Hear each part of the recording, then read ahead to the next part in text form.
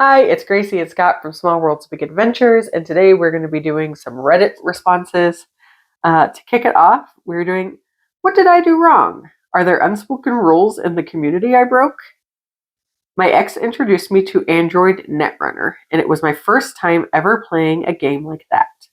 He seemed so passionate about board games in general, so I wanted to show interest for something he liked. Our first game took like easily over 3 hours. I'm not sure if this is her first board game experience. That's a long time. Yeah. He introduced me to the game, the rules, currencies, and factions. He had a bunch of expansions, so I took my time to filter through them. The first time playing, it included a lot of hand holding from his side, since I was overwhelmed, to put it bluntly. I liked it, but I was struggling to keep up with all the rules, types of cards, what they did, combos. Trying to remember the cards in my deck, let alone his, was impossible. By the third time we played, I got the hang of the rules, but I could remember only about a third of the cards in my deck and what they could do. He would often tell me of useful combos, but I would never had the cards that I needed, nor would I remember the other cards I could draw from the deck. That is so true. It's part of the reason I don't like deck games. Mm-hmm. After that, he started to sort of lose his patience, and things went a bit downhill. When I felt hesitant, I tried to show him my cards and ask for help on which card to play, since I had my cards that I didn't know what to pair with, especially from the deck, since I couldn't remember them all. I know playing with me must have felt like a 2-year-old, but whenever I could play a card, he would always go, "Are you sure?" Followed by mine, "No, but I don't know what else to play." His comments went from, "Are you sure?" to more exasperated versions, and I genuinely started to question my own intelligence and if I wasn't cut out for board games. Since I had never played a board game before, you can't see my face, but it's one of judgment. I don't know if I broke an unspoken rule or something within the community. How long is too long to learn to play a game? Should I have perhaps taken both decks home with me to remember all the cards and what they could do before the next round to speed things up? Thoughts? What is the most complex board game you think we own that you play? So the most complex one is probably that I've played. Yeah. My father's work. Not Battlestar, maybe? It's probably pretty like whatever your strengths are, one of them would be harder than the other. Sure. But for me, it's probably my father's work. But Battlestar is right up there. And that's fair. So we own a version of Netrunner, and I play it. It's one I enjoy. I've played with Des. Would never in a million years try to make you play it. Nope. None of the board games that we own are as complex. I mean, the problem with like the collectible card games is they tend to just have to be complex because there's so many different options from the cards, in addition to usually pretty complex rules. And Netrunner is kind of up there as far as complexity goes. In addition to that, to try to use that as a gateway game is insane. Of course of course she is going to struggle with it. Yeah. And he's going to get frustrated because it's a terrible way to get somebody into playing games. Well, we have a variety of both like deck building board games, whether it's not Legendary. I mean, Legendary. I've played Magic the Gathering with you. We've done things like Pathfinder or even like Arkham Horror, the card game and stuff. And like those are small decks. Yeah. And I never remember what's in the deck. Yeah. Our Arkham Horror would be probably a pretty good like kind of comparison as far as like card games go. But like even that, the game itself isn't as complex as what we're talking about here. And even then I wouldn't try to start somebody playing board games by playing Arkham Horror, the card game. No. It is a crazy choice. When we got to the part where she was like, "I've never played board games," I was like, "Oh no, you've literally like screwed any chance of her liking games." Yeah, she is too nice to have spent that much time trying to learn and play. that game that way. Oh, and so help me. Like, there are definitely games that we've played that you're more into than I am, or you're more confident than I am. If you ever were like, "Are you sure?" I'm like, "Oh, buddy. Oh, buddy." Like, if you're gonna help, be helpful. Yeah. Don't just be like have me questioning my explaining why maybe that's not the most optimal choice is the way to go. Not exactly. Are you sure? And just leaving them stressed out about, well, maybe I made a mistake. And exactly. Not explaining why that might be a mistake. Yeah. I get you. Yeah, sure. No, and like you and I are a good example of like we came into our relationship with different board game levels. Yep, sure did. We both put in our dating profile that we loved board games. Yep. And I meant Scrabble. Sure, which that's that's not an easy game, to be fair. And you meant Catan on up. Yeah, that is. Yep. And I have slowly been corrupted to the dark side. But you did that by like we did not baby games, but like gateway games. We did gateway games. We tried to find a good balance early on, and even after that, and even now, like you play some complex games and you do great at them. Yeah. You looking at the stack of games literally you just bought this last week on your own accord. And, yeah. But you got to work your way up to that. You can't just start off with these harder games. And that's one of the things that we put out in our videos and stuff when we're talking about games, especially when we're doing reviews and stuff, is discussing, hey, this would be a good game to start somebody off on. Yeah. Or no, do not. Yeah, we don't as much say no, don't do that. It's usually the ones that we feel are a good exactly. Game. Cartographers, for instance. Yes. Really good gateway game. Not Netrunner. Yeah. And like I felt a little unsure when I started reading it because I've never played Netrunner. I don't intend to play Netrunner. Yeah. That I wouldn't have anything to say about this, but no, I super do. Sure. As someone who got brought into board games, you did that wrong. Because it's the concept is very basic. It's a very don't bring somebody into this in a very complex game is just not a good way to do it. Yeah. Maybe they'll have a good time, maybe they'll fit right in, but that's a lot harder of an ask than, hey, here's a kind of a game that you wouldn't normally see on your parents' shelves, but and it's a little bit nerdier, but it's still fairly easy, or a cozy game or something like that is a much better way to bring somebody in. Well, and I think too, like, it's not even so much like you can forgive him for bringing her in on a complex game. It's where he loses patience so quickly. Yeah. We literally were just introducing 2 people to my father's work last week. And I don't if they kept wanting to play and they still couldn't remember how to play everything by the 5th game, I don't think either of us would get angry about it. No. We might be like, hey, do this or hey, do that. Yeah, but a reminder. Yeah. That's yep. She does have an update. Edit.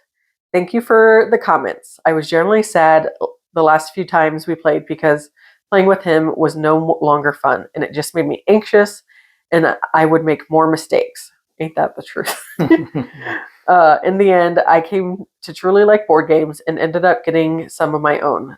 I don't really have friends who are into them as much, but I have Wingspan, and most of the time I play it solo, and it is still a lot of fun.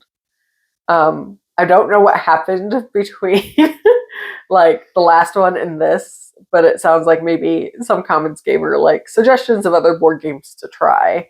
Probably. We don't have Wingspan and have not actually played it. That's one that at some point I'm sure we'll pick up. We don't have the same company makes Dog Park, which we have the expansion on Kickstarter, but we actually don't have that either.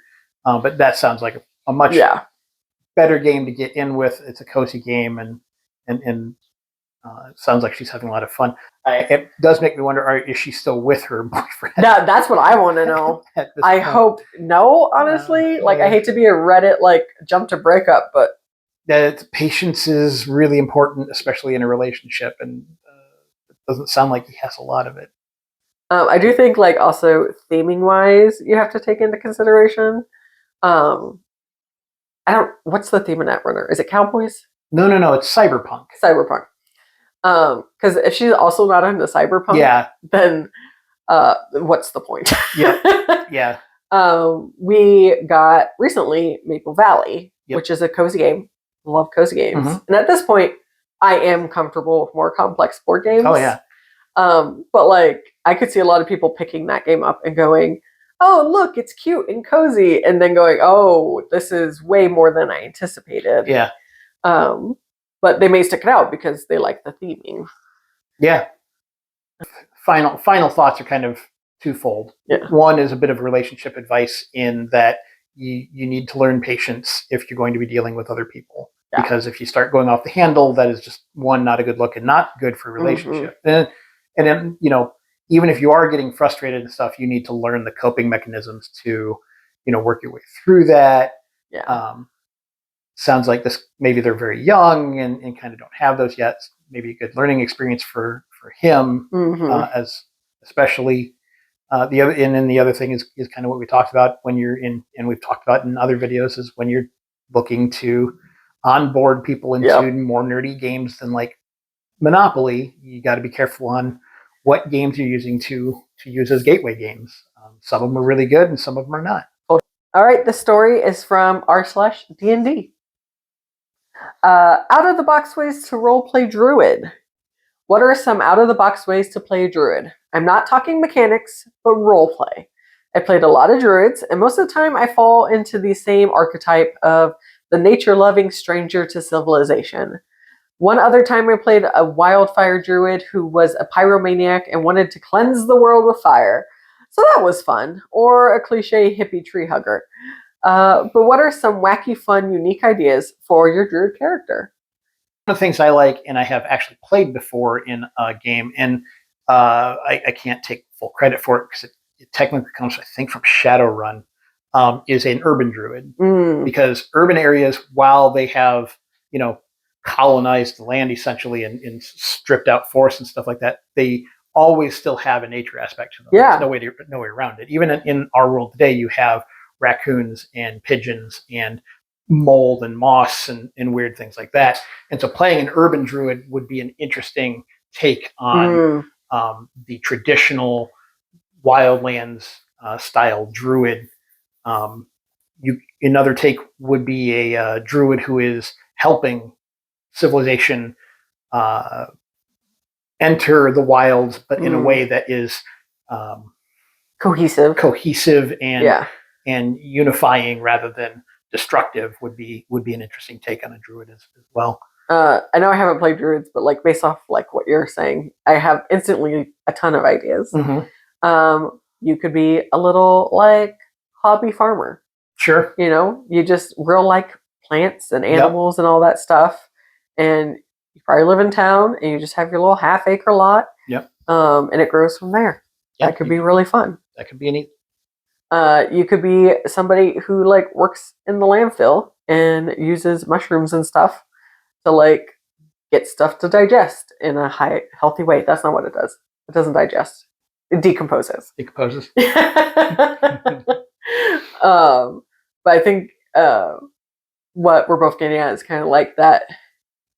What are the characteristics of a Druid? Yeah. They help nature. They tend to nature, and usually they tend to guard against encroaches on nature. It's usually what you think of.